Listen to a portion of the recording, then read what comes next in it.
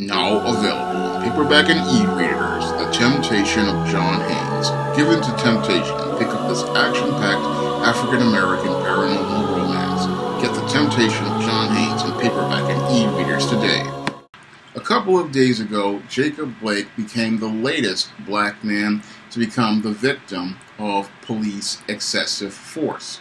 Now, your Jacob Blake was a 29-year-old father of three, and he was out with his kids when he ran into a domestic violence incident going on between two women. And he decided to get involved in this incident between these two women and tried to break it up. However, he didn't know that police had been called and those police were getting ready to come on the scene.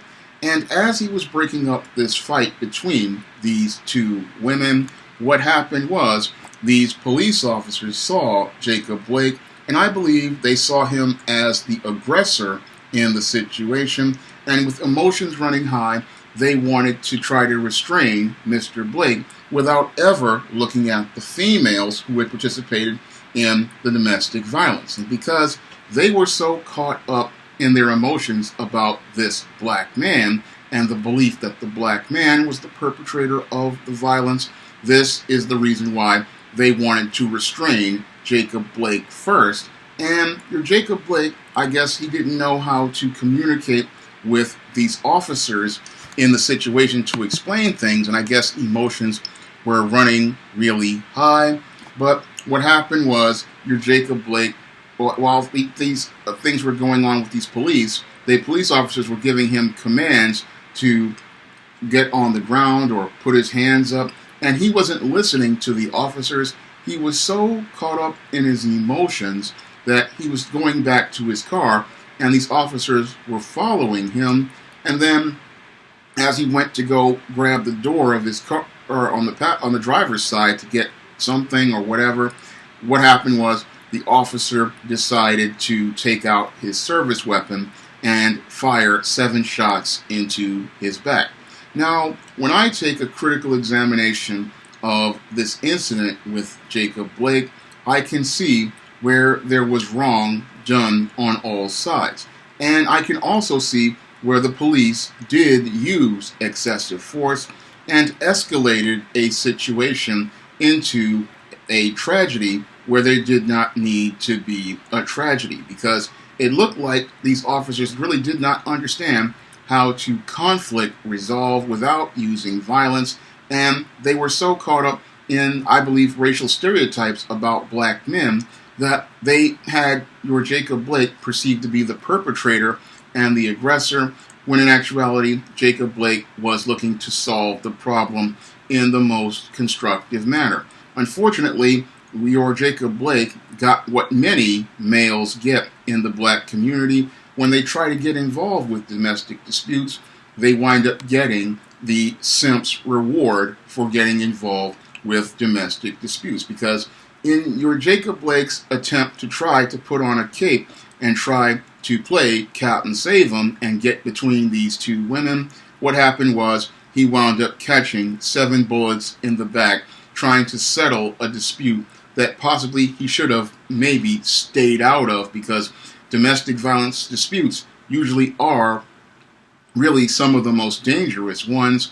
And sadly, this situation was made worse because the police were called in, and those police actually escalated the situation and made it worse. So your Jacob Blake may have made one tactical error in deciding to get involved in that domestic dispute, and he made another tactical error by going out here and not listening to the police officers. Because when police officers arrive on a scene, in some cases, they want to try to restrain the individuals who they believe are the aggressors. And what they do is that sometimes they try to grab an individual and handcuff them, or try to bring that individual down.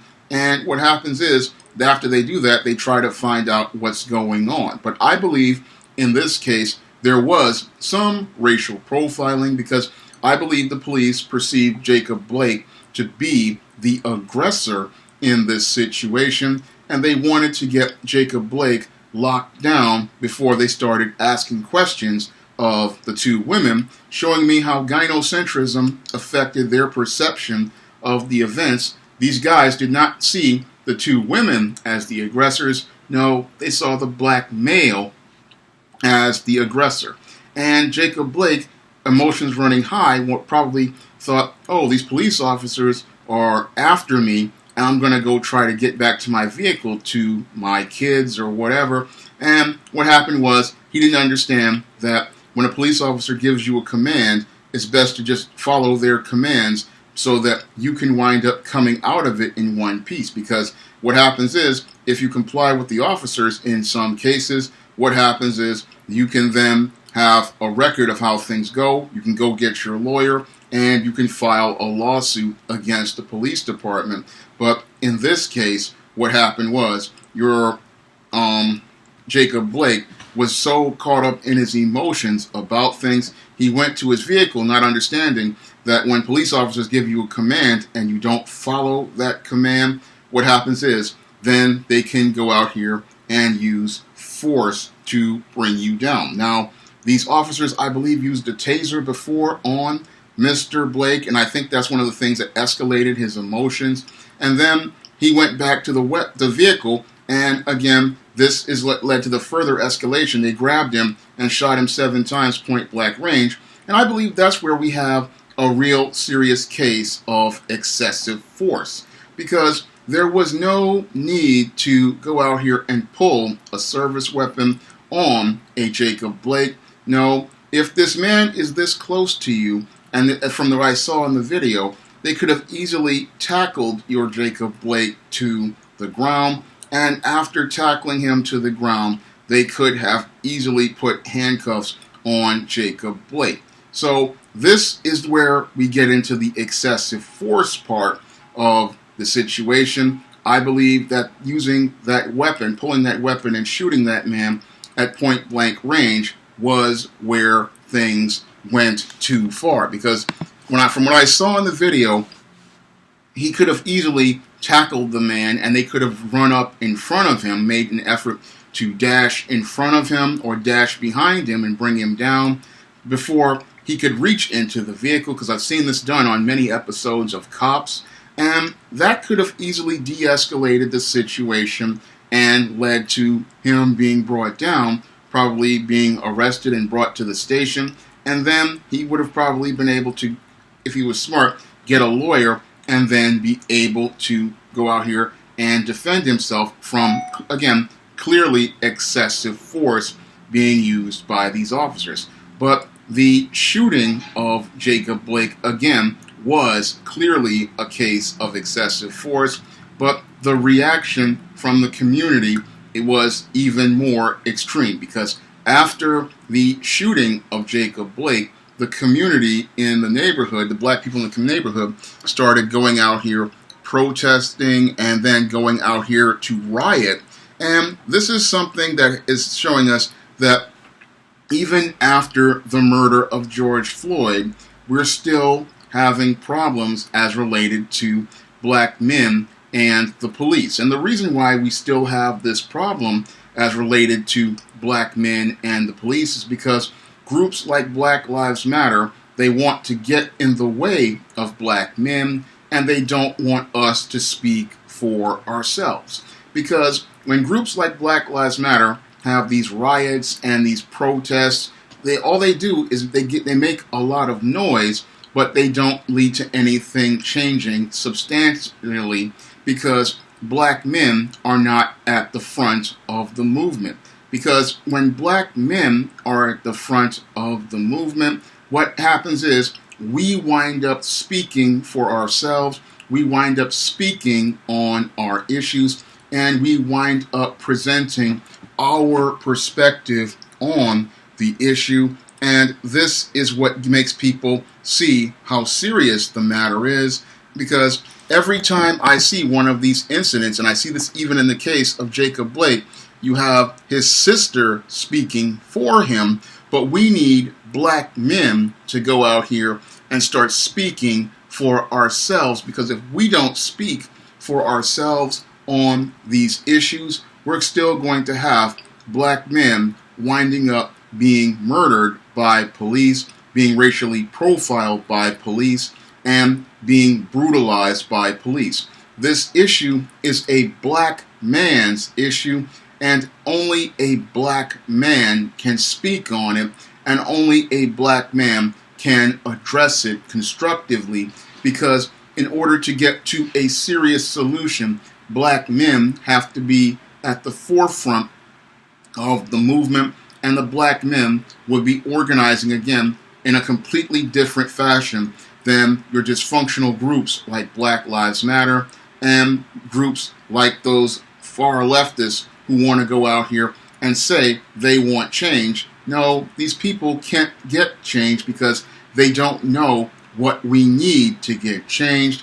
The reason why we still have these issues is because nobody wants to talk to the black man and understand what we deal with when we go out here and we try to serve our communities the way Jacob Blake did, trying to resolve a conflict. We're seen as an enemy, and because we're seen as an enemy, we wind up with a target on our back, even though we're trying to do what is right in our communities. I mean, Jacob Blake was trying to do the right thing, but because of the white supremacy and racism and culture of racism that is interwoven into America institutionally, we have a black man seen as an enemy and seen as the threat to everyone. And what's really disturbing and traumatizing is that his sons saw him being shot while trying to do the right thing. And what kind of message are we sending to his sons about manhood? Here is a responsible, conscientious black man trying to do the right thing as related to protecting the women in his community, and he winds up getting shot in the back because he went out of his way to protect the women in his community. And his sons see this happening in front of them, and that's one of the more troubling things people aren't really thinking about as related to Jacob Blake.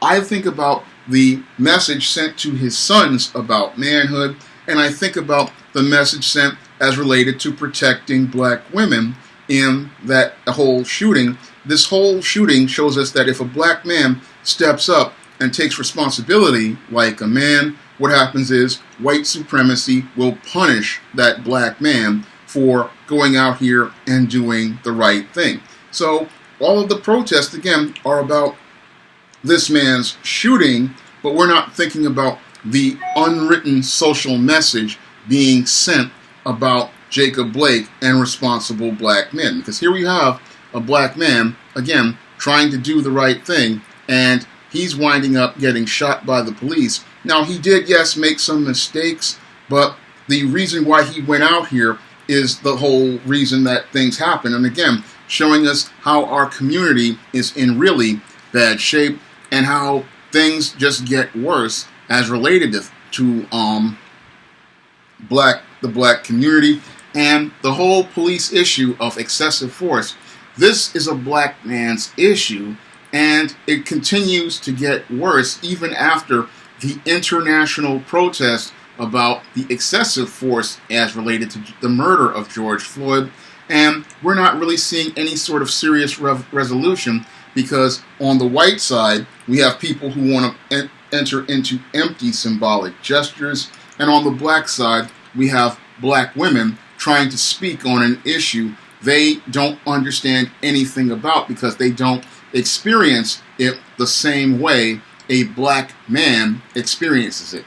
This racial profiling, police brutality, police violence, and police terrorism that black men go through is only something a black man can speak on, and we're not going to get any sort of real serious efforts at reform until we get black men speaking on the issue, because what black men want is not empty symbolic gestures from corporations and other business ventures. No, we want punishment of officers who use excessive force as related to apprehending or restraining a black man. And if we can show and prove racial profiling and a effort to go after a man because he is black, we want punishment for those officers so that there can be a standard established that if you go out here and harm a black man, or you willfully and intentionally target a black man for his race, then you will wind up either being imprisoned or you will wind up losing your job, because we want a standard established as related to rogue police officers and race soldiers out here who want to use the badge to participate in lynchings. We want some sort of standard established to punish these individuals and hold these individuals to the same law that they're supposed to uphold. That's what black men want as related to these policies for police excessive force. That's what we want, but no one wants to listen to black men because all they want to do is follow groups like Black Lives Matter and all of these other protesters who are not black. No, you need to start listening to us black men because we know what we want. But the whole thing is, many of these racist and white supremacists who work in government, they don't want to listen to us because they like these policies the way that they are. They don't want policies out here to punish rogue police officers, race soldiers, or your suburban commandos. What they want is to keep the status quo in place, and they'll tolerate a few rioters breaking up a neighborhood, burning down a business, because in the long term, they want to keep the business of white supremacy going. They want to keep the policies of white supremacy going. But when we look at this case again, it shows us that nothing has changed as related to the murder of George Floyd. We have a culture of rogue police officers. We have a culture of racist and white supremacists in police forces. And these officers believe using excessive force against black men is justified. And that's something that black men have to come out here and start again speaking on, because in order to get change as related to this situation, we have to go out here and take the lead, because with the women taking the lead, they get distracted by empty symbolic gestures, like all of the things that these companies talking about donating money and all of this stuff. This stuff has shown, this shooting of Jacob Blake, it shows us all of that stuff really didn't have any impact whatsoever as related to this blue culture of using excessive force and racially profiling black men and perceiving the worst about black men. It shows us nothing has changed and nothing will change unless, as I see it, black men take the lead in their own cause as related to dealing with this police violence and urban terrorism that goes on in our communities. It's got to be black men speaking on this, because when black men speak on this police brutality, they see it from a bigger, more panoramic perspective, and they understand that in order for us to get a solid community together, we need to have a comprehensive plan of making sure that we start bringing black men to become police officers, to patrol the community, and an investment in fathers, because if we have a community of fathers, guess what? We don't need police, because we have the father there to protect the community, and we have the father there to go out here and patrol the community. And we have the fathers there to establish a standard and quality of life. Unfortunately, white supremacy doesn't like the idea of a black father being, in charge of his community, because when a father is in charge of his community, he cannot sell ideas like thug life and thug culture to black people, because when the father is there, he will establish again a standard for his community, a standard for his home, and a standard for his family. And these are things that they don't want in black communities, because if you have a black man running his community, that means all of these people, like the Arab store owners, the Korean nail salons, these people can't make money on black people. So they want to keep black men at the bottom of the world. And again, if you want to really deal with this, we need an investment in black men. We need an investment in black fathers, because any part of police, after you do the police reform, we need an investment in black men so that we won't need as many police. Because again, when you have a black father in the home, a black father does not need to go out here and call the police. A black man is solving the problems that go on in the community. So I look at this whole Jacob Blake situation and the riots that are going on, and again, they show me how much there was of a failure as related to the George Floyd riots, where we got all of this empty symbolism as a reaction from many of the whites and the non-blacks out here, and no real addressing of the issue, because the issue is about black men, but they didn't want to see the black man. And we saw that from the covers of Rolling Stone and Time magazine, where they showed us, oh, these images of black women leading the cause. And here we are with the problem back once again, because this isn't a black woman's problem. This is a black man's problem, and white supremacists have a problem with a black man, because a black man represents power. And what they want to do by shooting men like your Jacob Blake is show how powerful they are, because this black man was actually taking a lead role in his community, and they wanted to show him his place in the community. So unless black men start stepping up and standing up to white supremacy, we're going to continue to see these shootings go on. And it doesn't matter how many times people go out here and protest and march, nothing is going to change unless the black man starts standing up for himself, stepping up for himself, and insisting that these race soldiers and these suburban commandos and rogue police officers be punished when they go out here and go out here and do harm to a black man. Because unless the black man shows how valuable his life is by standing up to fight for his life, it doesn't matter if anybody else goes out here to march and protest. The black man has to come out here and start speaking and fighting for his own cause, and demanding again that these race soldiers be punished by the laws that they enforce on the rest of us. We have to insist that the standard of law that these police officers impose on black men be the same standard they have to follow. And we also have to go to our government and demand that that government starts investing in black men.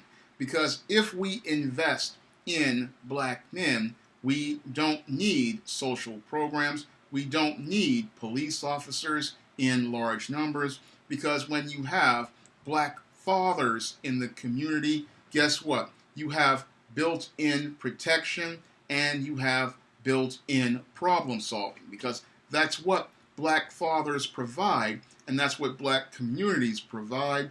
And this is something most people, when they talk about so-called police reforms, don't want to talk about. They don't want to talk about investing in black fathers and black men, because they want to keep the black community under the thumb of the black matriarchy, and they want to keep matriarchal order in place. But when you have matriarchal order in place, you get the chaos that leads to many of these black males winding up being killed by police, because some of these men don't have the male life skills and survival skills to know how to navigate a situation. So this young man, again, tragically, he wound up getting shot and paralyzed. And this was, again, a case of excessive force. This is a case that shows us, again, nothing has changed as related to George Floyd, and nothing will change until the black man starts to demand that change and insist on getting that change. And he's going to have to push, because the only way people see that a black man's life matters is if that black man takes his life into his own hands and starts taking charge of his community and starts taking charge of the politicians and the police officers and the people who want to represent his community, and insist that these people do business on his terms or they don't do business at all. If you'd like to see me make more videos like this, you can donate to my Patreon, my PayPal, and my Cash App by clicking the link in the description box. And if you want to pick up some of my men's issues books that go in detail about some of the dysfunctional behaviors you've seen these officers and other individuals participate in, you can pick up my book, The Man Crisis, on Amazon.com. That's all I have to say for this video. You can comment, rate, and subscribe. Now available in paperback and Kindle Unlimited, John Haynes, The Man with Nothing to Lose. The man who rules the world runs into the irresistible force of a man with nothing to lose in this action-packed, all-new John Haynes series adventure. Get the regular and variant editions of John Haynes, The Man with Nothing to Lose on Amazon.